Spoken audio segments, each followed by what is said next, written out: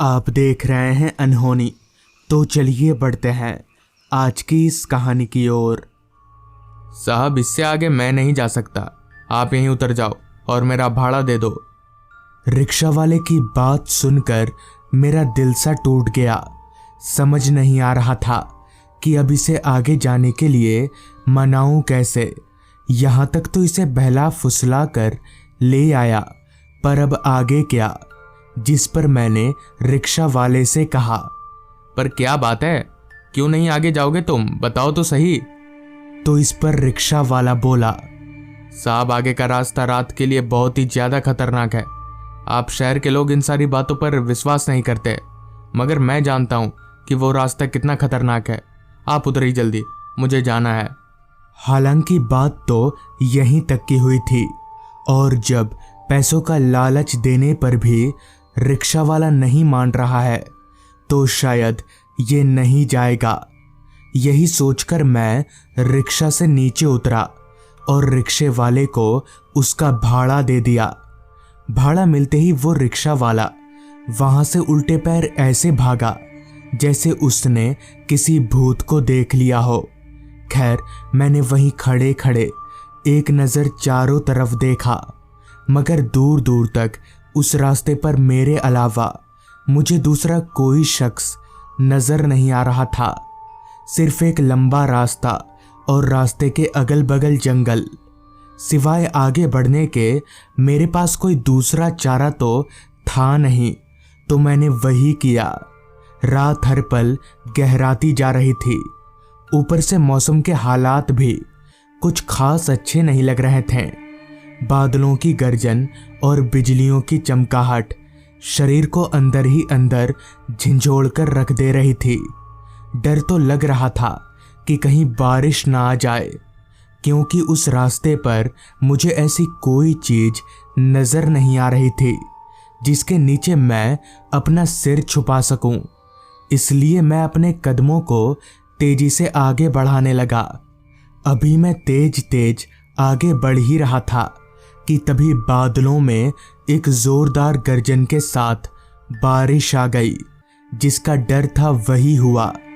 बरसात से बचने के लिए अभी मैं कोई उपाय ढूंढ ही रहा था कि तभी सामने रास्ते के एक किनारे पर मुझे एक भट्टी जलती हुई दिखी। भट्टी के ऊपर कुछ रखा हुआ था, पर काफी दूर होने की वजह से वो चीज असल में है क्या साफ तौर पर पता नहीं चल रहा था। खैर, मुझे इन सारी चीजों से कोई मतलब तो था नहीं। मुझे सिर्फ बरसात से बचना था। लिहाजा मैं भागता हुआ उस भट्टी की तरफ जाने लगा, इस उम्मीद में कि शायद वहां कोई शेड भी होगा।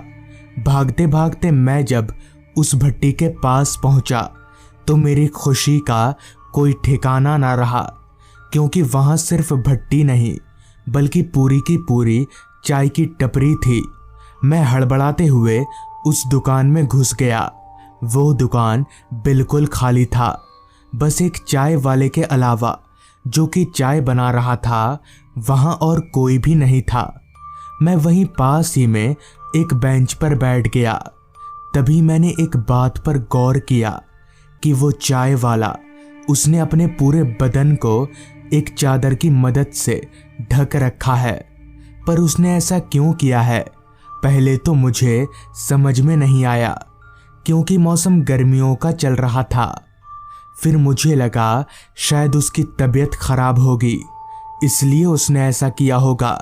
जिस पर मैंने उस चाय वाले से कहा, भैया, यहाँ से झूमरगढ़ गांव कितनी दूर होगा? आप बता सकते हैं क्या? इस पर चाय वाले ने अपना काम करते हुए ही कहा, झूमरगढ़ गांव तो दूर है, इस रास्ते पर चलते जाइए। मैंने सोचा झूमरगढ़ गांव चाहे जितना भी दूर हो, जाना तो मुझे है ही। लिहाजा मैं वहीं बैठे बैठे बारिश के रुकने का इंतजार करने लगा। बारिश अब और भी तेज हो चुकी थी।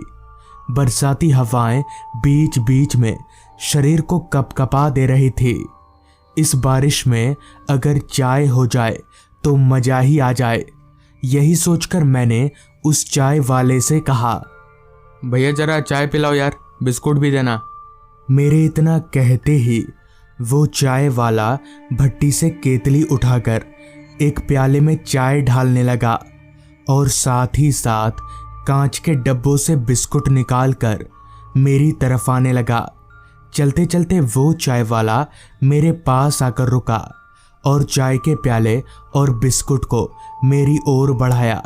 तो जब चाय लेते समय मैंने उसके हाथ की तरफ देखा तो मुझे काफ़ी अजीब सा लगा, क्योंकि उस आदमी के हाथ पूरे सफ़ेद थे, बिल्कुल हड्डी की तरह। ऐसा लग रहा था जैसे उसके हाथों में मांस ही नहीं है। पर ऐसा तो नहीं हो सकता है, मुझे ज़रा भी कुछ समझ में नहीं आ रहा था। खैर, मैंने उसके हाथों से चाय और बिस्कुट लिया और चाय पीने लगा। बारिश की रफ्तार अब थोड़ी कम हो गई थी। मुझे लगा यही अच्छा मौका है आगे जाने का। फिर अगर बारिश तेज हो गई तो नहीं जा पाऊंगा। जिसके बाद मैंने फटाफट चाय पिया और बिस्कुट खाकर चाय वाले को पैसे देकर वहां से आगे बढ़ गया। बारिश पूरी तरह से नहीं छूटी थी, बस सिर्फ उसकी रफ्तार कम हुई थी और किसी भी वक्त उसकी रफ्तार बढ़ सकती थी, जिस वजह से मैं उसी तरह से तेज कदमों से आगे बढ़ता रहा। जैसा कि उस चाय वाले ने बताया कि झूमरगढ़ गांव काफ़ी दूर है, तो जाहिर सी बात है मुझे वहां पहुंचने के लिए अभी काफ़ी चलना पड़ेगा। यही सोचकर मैं चुपचाप तेज कदमों से आगे बढ़ता रहा। चलते चलते मैंने यूं ही एक दफ़ा नज़र घुमाकर हाथ घड़ी की तरफ देखा तो वक्त हो रहा था रात के 9 बजे का।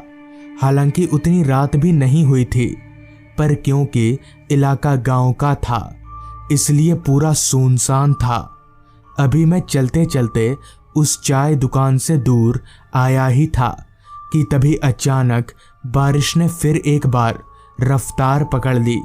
मेरी परेशानी एक ही झटके में आसमान छू गई। बारिश की रफ्तार इतनी तेज थी कि मैं भागकर भी भीग ही जाऊंगा। तभी मुझे रास्ते के किनारे एक बड़ा सा नीम का पेड़ नजर आया। मैं दौड़कर उस पेड़ के नीचे जाकर खड़ा हो गया, मगर फिर भी बारिश इतनी तेज थी कि मैं थोड़ा बहुत तो भीग ही रहा था। अभी मैं उस पेड़ के नीचे खड़ा ही था कि तभी बारिश की तेज आवाज़ के साथ मेरे कानों में एक और आवाज़ आने लगी। वो आवाज़ घोड़े के टाप की थी। मैं तुरंत उस आवाज़ की ओर पलटा तो पाया कि एक तांगे वाला तांगा लिए मेरी ओर ही आ रहा है। उस तांगे वाले को देखकर मुझे ऐसा महसूस हुआ जैसे किसी ने मेरे मरे हुए शरीर में जान डाल दी हो। मैं हाथ दिखाकर उस तांगे वाले को तांगा रोकने का इशारा करने लगा, जिसके बाद तांगा ठीक मेरे पास आकर रुका। उस तांगे वाले ने भी अपना पूरा जिस्म एक चादर में ढक रखा था, ठीक उस चाय वाले की तरह, जो कि मुझे बड़ा अजीब लगा कि आखिर सारे लोग यहाँ पर ऐसे क्यों है, जबकि वो चादर वाला आदमी बारिश में भीग रहा था।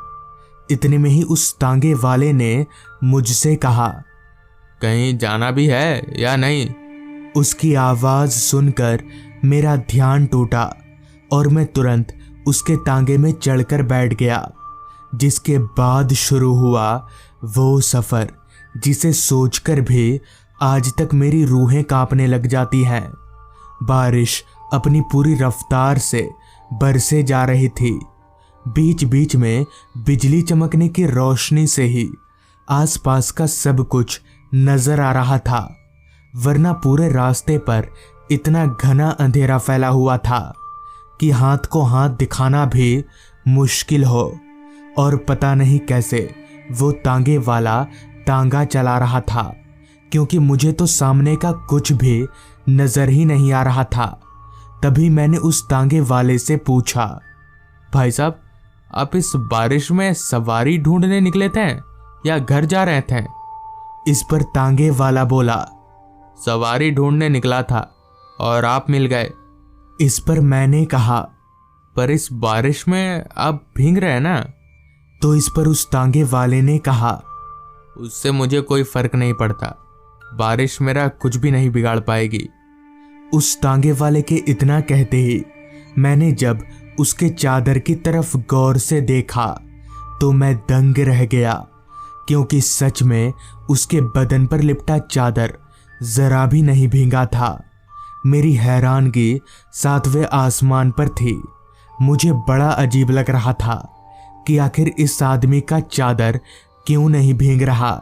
अभी मैं ये सब सोच ही रहा था कि तभी तांगे वाले ने कहा, आपको उस दुकान में चाय नहीं पीनी चाहिए थी, आपने गलती कर दी।